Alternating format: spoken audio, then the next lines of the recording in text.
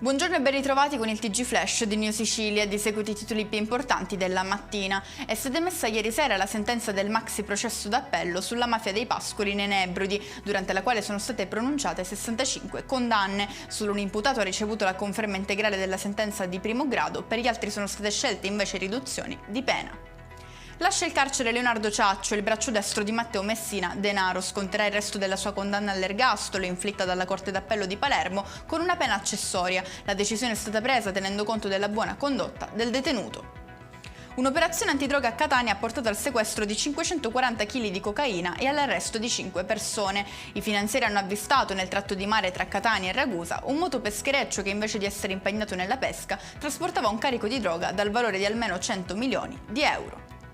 Ci spostiamo a Comiso, nel Ragusano, dove sono stati denunciati due coniugi per aver accoltellato un familiare. È successo all'interno di un supermercato dove ha avuto inizio la lite, culminata poi nel sangue.